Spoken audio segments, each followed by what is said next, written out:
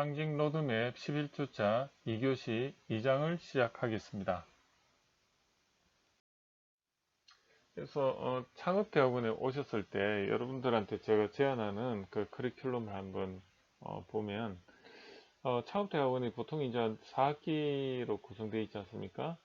그러면 이제 창직 창업으로 했을 때 내가 이 분야에서 창업대학원 오신 게 내가 다니는 직장이나 아니면 기존 있는 데서 내가 한번 경력을 개발해서 새로운 분야에 진출을 해서 조금 더 발전적인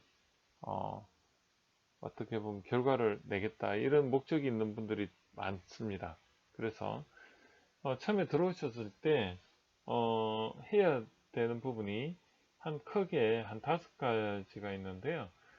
본인의 그 사업계획서를 하나 작성하는 거, 그리고 출판을 준비하는 거, 그 다음에 강의 컨텐츠와 강의 역량을 준비하는 거, 그 다음에 컨설팅 역량을 위해서 컨설팅을 준비하는 거, 5번째가 그래도 창업대학원 그리고 박사까지 하면 이 논문과 관련된 연구 역량을 강화하는 거, 이렇게 5가지가 있고요. 그래서 1학기 때 올 때 바쁘시겠지만 이 5가지를 한번 다 도전해 보는 게 어떤가. 그리고 거기에 대해서 2학기 때 이제 3학기 4학기 동안에 이것을 하나하나 조금씩 준비하는 그런 과정을 거치는데 1학기 때는 사업계획서를 먼저 초안을 하나 작성을 하는 겁니다. 이 사업계획서 작성을 통해서 하는데, 인터넷 검색에 보면 K-스타트업, 창업진흥원 같은 데나 이런 데 보면은 공고들이 많이 떠 있습니다. 그래서 이 스타트업, K-스타트업에 들어가서 스타트업 전 or.k go.kr인가요? or인지 gr인지 모르겠네요. go.kr로 들어가서 보면 많은 지원 사업이 있습니다. 그래서 거기 예비 창업 패키지 지원 사업, 예창이라고 하는데 예비 창업 패키지, 여기에 들어가서 사업 공고가 나오는데 그거를 회원 가입을 하고요. 거기서 예비 창업 패키지라고 합니다. 거기 가면 사업 계획서가 있는데 그걸 다운로드를 받습니다. 그래서 그것을 한번 채워보시면 초안이 나옵니다. 그죠? 그 초안을 가지고 3학기 때 이제 한번 2학기 때는 뭐죠? 버전업을 시키고 3학년 1학기 때쯤에 한번 정부 지원 사업의 초에 한번 지원을 해보면 딱 로드맵이 맞습니다. 그리고 선정이 되면 사업 아이템을 개발하고 시제품을 개발하는 거죠. 그 다음에 이제 출판을 들어오자마자 이제 초안을 여러분들이 공동 출판 형식으로 해서 한 10명이서 한 20페이지에서 30페이지 담당을 하면, 그거는 뭐 리포트로 하면 A4 용지에 한 5장에서 10장이거든요. 그렇게 해서 출판을 처음에 해가 그거를 계속 이제 자신의 그 책을 만들어 가는데, 이 공동 출판으로 여러분들이 한번 해보면 되게 도움이 많이 됩니다. 그 다음에 이제 강의 경력을 개발하는 건데, 처음에는 누가 불러주지도 않는 거죠. 그리고 공동 출판을 통해서 외부에서 이제 강의 기회가 있을 수도 있고, 근데 이제 여러분들이 그 동아리를 만들어서 강의를 한번 서로가 해보는 거예요. 그러면서 서로가 학생이 되어주고 청강자가 되어주고 한 사람은 강사가 되었어요. 이렇게 하면 내부적으로 한번 실습을 해보고 그걸 통해서 이제 본인의 컨텐츠를 계속 축적을 하다 보면, 이제 저도 2011년도에 이제 창업대학원 와가지고 강의를 거의 봉사 수준으로 여기저기 강의를 했습니다. 근데 그런 것들이 인연이 되어서 2012년도부터 조금씩 강의가 들어오기 시작하더니 2013년도에는 거의 굉장히 많이 들어오기 시작합니다. 이게 일주일에 한두 건 또는 한 달에 한두 건이 나중에 일주일에 한두 건이 되고요. 그 다음에 강의가 거의 매일 잡히는 수준까지도 갑니다. 그게 2, 3년도 안 걸립니다. 그래서 그렇게 해서 강의를 하다 보면 월 뭐 한 1,000만 원씩 벌 수도 있는 거죠. 왜냐하면 한 번 강의를 하면 최소 20에서 한 50까지 받으니까 거기 오전 오후로 또 잡힐 수도 있거든요. 그게 일주일에 보통 하면 한 200만 원에서 한 300만 원이니까 한 달에 1,000만 원도 그렇게 남의 일이 아닌 거죠. 그런데 강의만 하느냐? 아니죠. 강의를 하면서 컨설팅도 하고 또 가외에 하는데 저는 그때 강의 웨이터가 한 반도 안 됐던 것 같아요. 나머지는 컨설팅이나 정부 지원 사업 받아가지고 또 제 사업을 하고 있었기 때문에 거기서 또 수입이 발생하니까 남이 상상하는 이상의 수입을 창업대원 들어와서 한 3년 차부터 그렇게 이루어졌던 것 같아요. 그 다음에 이제 컨설턴트로 여기저기 등록을 하는 겁니다. 그래서 처음에는 그 진입이 어렵지만 그 한 수십 개 중에 한두 군데로 되면 그 한두 군데 하는 게 또 자기 캐리어로 그 다른 데 지원할 때 거기도 컨설턴트로 활동한다는 게 증명이 되면 계속 이제 그걸 통해서 진입을 하는 거죠. 그 다음에 이제 여러분들이 논문 준비를 하는데 이 키페이퍼를 오자마자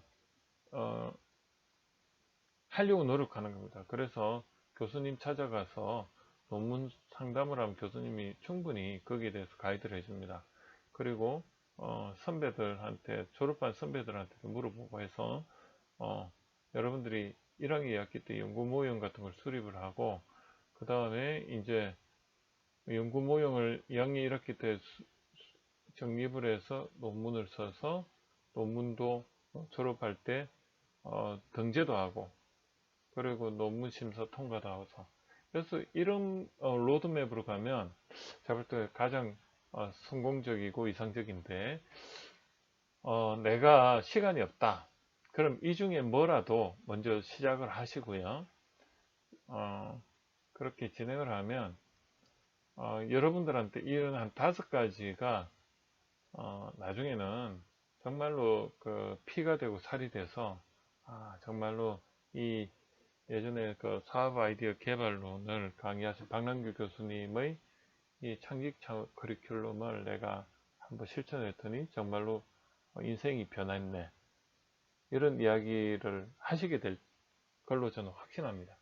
그래서 사람은 두 가지인 것 같아요. 하나는 아무리 많이 알아도 실천력이 부족해서 안 하는 사람은 그냥 아는 걸로 끝나고요. 어떤 사람은 그냥 한 속눈썹 치고 없는 시간 와중에도 어떻게든 이걸 합니다. 하면은 이게 이제 기초가 돼서 진입을 하게 되고 그 작은 차이가 크게 되거든요. 이게 아웃라이어라는 책에서 그대로 나옵니다. 약간의 신체적 차이가 많은 기회를 얻게 되고 그러면서 점점 격차가 벌어져서 성인이 되면 이제 굉장한 큰 차이가 되는 거죠. 그걸 우리는 티핑 포인트를 하는데 처음엔 작은 차이지만 그게 나중에는 걷잡을 수 없이 크게 발전하는 거죠. 그래서 여러분들한테 꼭 이 커리큘럼을 참조해서 여러분들이 준비를 하시길 제가 권합니다. 창직과 결합된 사업 아이디어 개발론 로드맵을 한번 이제 중간에 요약을 해보면 창직 단계가 왜 중요하냐? 사업 아이디어를 이렇게 발굴하는 선행 조건으로서 0단계에서 기술사업화 0단계에서 먼저 이제 취업 경험이라든지 학위라든지 봉사, 출판 이런 거를 통해서 어떻게 보면 이제 그 분야의 전문성을 먼저 만들어내고 그런 것들이 브랜드 포지셔닝이 되면서 이제 요걸 통해서 내가 원하는 새로운 분야에 전문가가 돼서 그 안목을 가지고 아이템을 만들어내는 거죠. 그 아이템을 만들어내고 그래서 잘 되는 것을 벤치마킹 할 수도 있고 아니면 거기 유통 같은 걸 통해서 수요 기반으로 탑다운 방식 수요를 먼저 알아서 아이템을 발굴해낼 수도 있고 내가 그 해당 분야의 전문가로서 뭔가 솔루션을 먼저 만들어서 시장을 접근한 바텀업 방식 요런 것들을 아이디어 발굴을 하게 되고요. 그리고 이제 그 아이디어가 많이 나왔으면 그 중에 이제 후보 사업 아이디어를 선정하고 그 다음에 이제 발견을 해서 사업 가능성이 많은 것들을 나열해서 그래서 앱이 이제 이 후보 아이템 비교하고 뭐 우선순위 결정하고 이런 과정을 통해서 이제 창업자의 그 가장 잘할 수 있는 적응도까지 감안해서 아이템을 선정을 하는데 예비 사업 타당성 분석을 하죠. 그래서 시장, 기술, 수익성 관점에서 그리고 또 내부적으로 이게 외부 환경 분석을 통해서 시장성이라든지 이런 걸 알아보고 그런 위험성, 성장성도 알아보고 그 다음에 내부 환경 분석을 통해서 기술성 같은 것도 알아보고 내가 잘할 수 있는지 실제 구현할 수 있는지 사업성 분석을 통해서 최종적으로 이제 수익성을 도출하는 거죠. 그래서 그거를 수익성을 도출하는 게 예비 사업 타당성 분석인데 이걸 통해서 아이템이 이제 확정이 되면 그걸 가지고 전략, 사업 방향, 성 도출을 하고 그 다음에 이제 제품 수준에서 요까지는 이제 사업 수준이고